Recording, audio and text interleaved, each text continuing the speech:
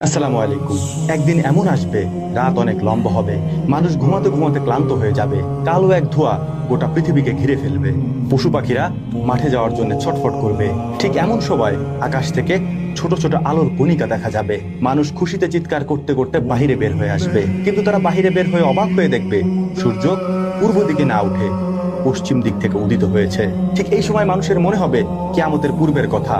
আল্লাহ রাব্বুল আলামিন যে কিয়ামতের কথা পবিত্র কোরআনে বলেছেন, মানুষ দৌড়ে গিয়ে পবিত্র কোরআন খুলে দেখবে পবিত্র কোরআন থেকে অক্ষরগুলিকে উঠিয়ে নেওয়া হয়েছে, সেখানে শুধু সাদা পৃষ্ঠাগুলি পড়ে আছে। ঠিক সেই সময় চিরদিনের জন্য তওবার দরওয়াজা বন্ধ হয়ে যাবে, তখন আর কারো তওবা কবুল হবে না।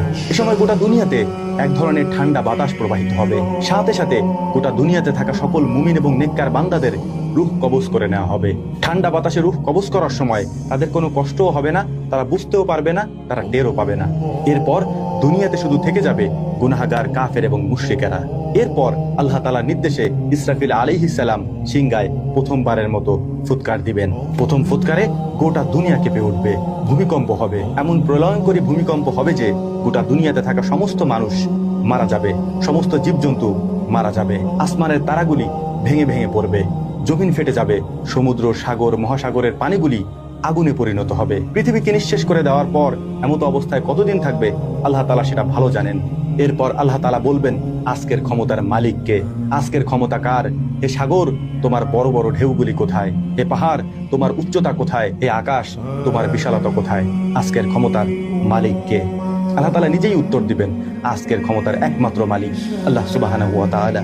এরপর আদম আলাইহিস সালাম থেকে নিয়ে শুরু করে আল্লাহ রাব্বুল আলামিন পৃথিবীতে যত মানুষ পাঠিয়েছেন, যত জীবজন্তু পাঠিয়েছেন, সমস্ত জীবদেরকে আবার জীবিত করা হবে, পুনরুত্থান করানো হবে। সেদিন আর কারো অহংকার, অহমিকা, দাম্ভিকতা চলবে না। সেদিন হুকুম চলবে শুধু একমাত্র আল্লাহ তাআলার। প্রত্যেক মানুষের অবস্থান তার সামনে উপস্থাপন করা হবে। যারা কাফের এবং বদকার, তাদের জন্য জাহান্নামের শাস্তির ব্যবস্থা করা হবে। সেদিন সবকিছুর সিদ্ধান্ত একমাত্র আল্লাহ সুবহানাহু ওয়া তাআলা নেবেন। কিয়ামতের মাঠে থাকা সেদিন কেউ কাউকে সাহায্য করবে না। সেদিন শুধু হকের হিসাব হবে।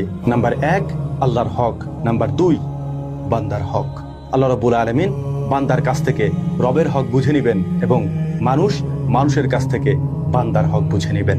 পবিত্র কোরআনের 99তম সূরা জিলজাল যদি আপনি পড়ে থাকেন, আপনার সামনে কিয়ামতের এই পরিবেশগুলি, কিয়ামতের এই দৃশ্যগুলি খুলে খুলে আল্লাহ রাব্বুল আলামিন বর্ণনা করেছেন। আপনার কাছে মনে হবে আপনার সামনে উপস্থাপন করা হয়েছে এটি। অবশ্যই পড়বেন সূরা জিলজাল, পবিত্র কোরআনের 99তম সূরা। আল্লাহ রাব্বুল আলামিন আমাদের সকলকে কিয়ামতের পূর্বে সকল ধরনের ফিতনা থেকে বেঁচে থাকার তৌফিক দান করুন। ওয়া মা তাওফীকি ইল্লা বিল্লাহ। নাসরুম মিনাল্লাহি ফাতহুন কারীব ওয়া আখিরু দাওয়ানা আলহামদুলিল্লাহি রাব্বিল আলামিন। আসসালামু আলাইকুম ওয়া রাহমাতুল্লাহি তাআলা।